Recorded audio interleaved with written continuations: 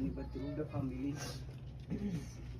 Uit die boek van Exodus 20, die 6de vers wat sê, en ek bewys barmhartigheid aan duisende van die my lief het en my gebooie onderhou.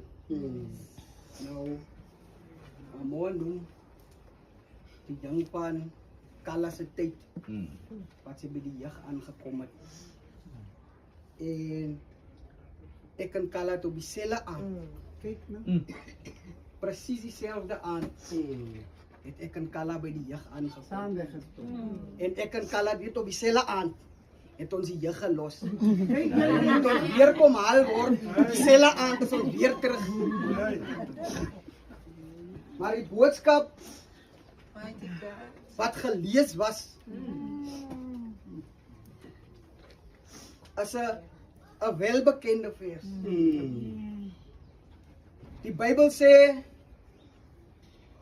Jesus is besig om in die dorpies te preek, aan die ooste kant van die Jordaan. Toe kry hy die boodskap dat Lazarus is siek aan die ander kant. Maar hy het nie veel geworry oor die tyding wat gekom het. Die Bybel sê, en Jesus het aangegaan met wat hy mee besig was. So, ons kan amper dink, hy wou hê, Dat moet gebeur. dat dit moes gebeur. Maar toe hy in Bethanie 4 dae later aankom, toe kry die tyding, dat Lazarus al reeds 4 dae gelede gesterwe is. Soveel so hy nog, dat hy al ryk. Maar ek wil aan die bedroefde familie iemand kom voorstel. Hy sê, ek is die opstanding en die lewe. Hy sê vir Moses, ek is het jou gestuur.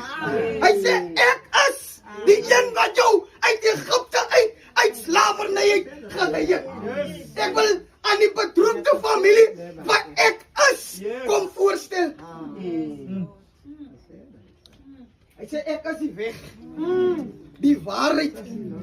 Hy sê, en ek is die lewe. Toe Moses by die brandende bots kom, en hy vra, wat moet ek vir die mense gaan sê?